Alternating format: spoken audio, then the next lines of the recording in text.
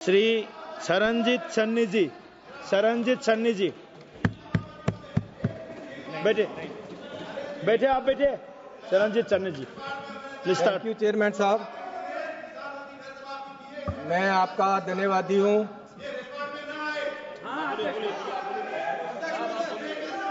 आप बैठे प्लीज, आप बैठे। मंत्री जी आप बैठे प्लीज। अध्यक्ष महोदय, आपका सब रिकॉर्ड में आ गया है, आपका रिकॉर्ड में आ गया प्लीज। रिकॉर्ड में गलत जाएगा।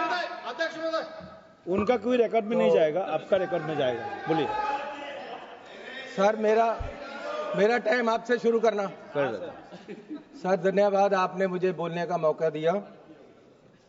जैसे 50% से ज़्यादा लोग देश के खेती पे आधारित हैं और इनमें ज़्यादातर लोग खेत मजदूर हैं।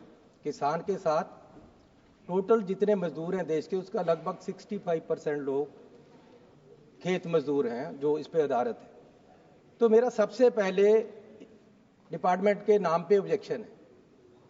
मैं चाहता हूं और मेरा ये आग्रह है, रिक्वेस्ट भी है और सजेशन भी है कि डिपार्टमेंट का नाम agriculture farmer and farm labour welfare होना चाहिए, ताकि जो खेत मजदूर है उसमें उसको भी वेलफेयर के जो सरकार की स्कीमें हैं उसका फायदा मिले। अगर कर्जा माफ होता है तो किसान के साथ साथ उसका भी हो।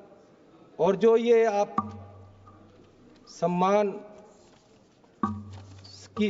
सम्मान निधि देते हो, ये 6000 साल है जो कि बहुत कम है, इसको बढ़ाकर 12000 होनी चाहिए और साथ को खेत मजदूर को भी ये मिलनी चाहिए। मेरा समय बहुत कम है, इसलिए बहुत जल्दी से मैं कुछ बातें आपके सामने रखूंगा। खास तौर पे जो sir share of the department with respect to total central plan है, वो पिछले 5 साल से कम हो रहा है लगातार।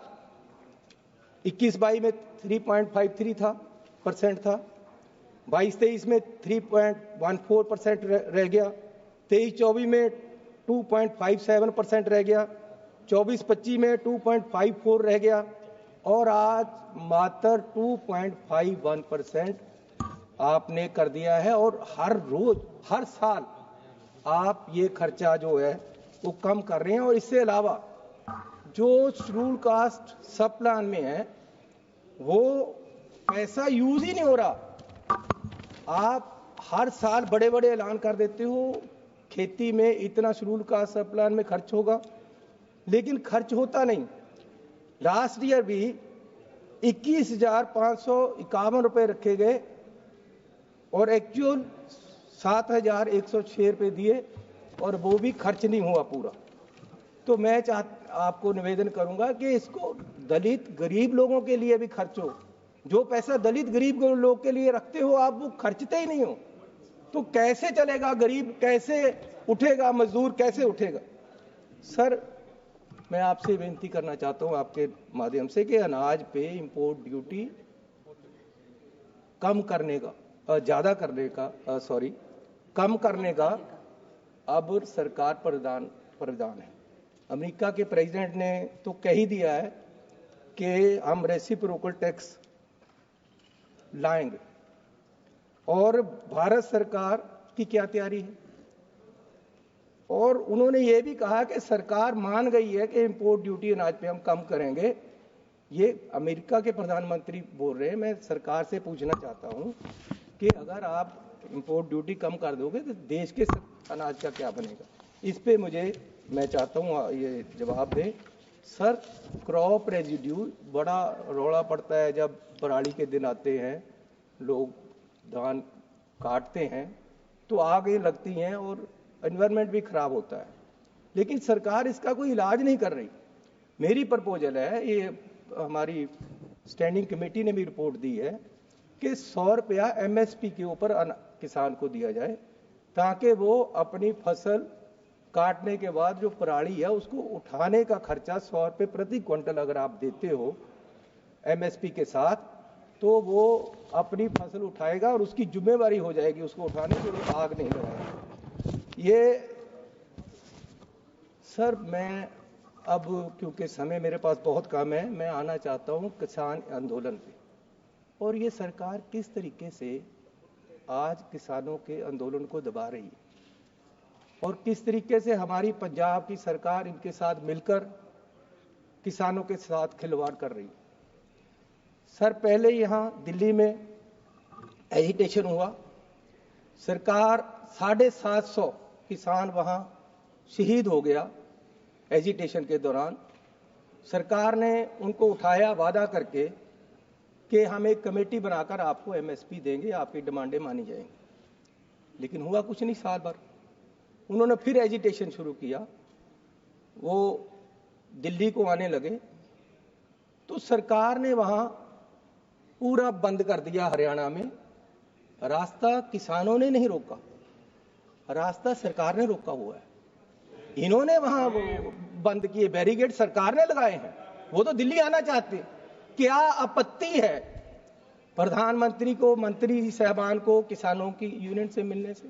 आने देते उन्हें, यहां अलग जगह दे सकते थे, लेकिन इन्होंने रास्ता रोका और किसानों को बदनाम किया जा रहा है कि किसान एजिटेशन करते हैं, किसान रास्ता रोकते हैं, किसान पूरे देश को, अर्थव्यवस्था को हिला रहे हैं, जबकि किसान अन्नदाता है। जब मजबूरी थी, जब अन्न खत्म हो रहा था, जब उस समय भी किसान ने देश को अन्न से भरपूर किया और आज तक करता आ रहा है, लेकिन किसान को ये क्यों मारा जा रहा है? उनके साथ साथ विश्वासघात हो रहा है, उनकी पीठ में छुरा मारा जा रहा है। यहां से विश्वास देकर उठाया, वहां बैठ गए, वहां डलेवाल जी, उनके एक लीडर, वो भूख हड़ताल पे बैठे थे, उनके पास दोनों सरकारें गई कि हम आपकी बात सुनने को तैयार हैं, आप अपने अनशन को बंद करके आप हॉस्पिटल से सहायता ले लो। वो मान गए, चलो ये सुनने को तैयार है, मैं हॉस्पिटल से सहायता ले लेता हूं।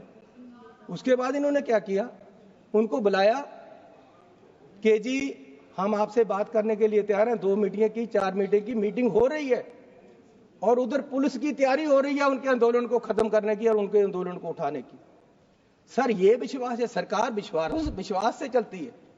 अगर हमारा जो लोग है, वोटर है, उसका सरकार पे विश्वास ही नहीं रहेगा, अगर आप सरकार किसान को विश्वास में लेकर पीछे से उसकी पीठ में छुरा घोंसते हो, तो ये कैसे चलेगा सर? कैसे विश्वास रहेगा लोगों को?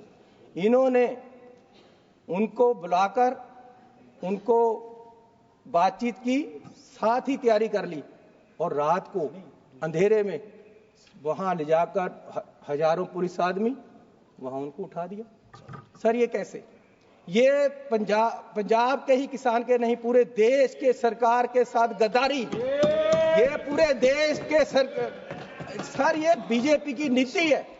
इन्होंने देश के किसान को बर्बाद करने का पूरा तैयारी की हुई है। ये इनकी राजनीति है कि किसान वर्सेस अदर कर जैसे हिंदू वर्सेस अदर किया, वो इनका फेल हो रहा है। अब ये किसान वर्सेस अदर करके किसानों को मार रहे हैं और दूसरों को दिखा रहे हैं कि किसान ऐसे कर रहे हैं, जबकि ये किसान को मजबूर कर रहे हैं कि किसान सड़कों पे आए। ये किसान को मजबूर कर रहे हैं कि वो इनकी बात माने, लेकिन वो मांग क्या रहा है सर? एमएसपी क्यों नहीं देते? उसका राइट है। एमएसपी कोई खैरात नहीं है, एमएसपी की गारंटी देना जरूरी है। किसान का कर्जा क्यों नहीं माफ हो रहा है? खेत मजदूर का कर्जा क्यों नहीं माफ हो रहा है? ठीक है। बड़े बड़े इंडस्ट्री, अंबानी, अदानी, हजारों करोड़, चरणजीत धन्यवाद। लाखों करोड़ रुपया सदस्य श्री विष्णुदत्त शर्मा जी।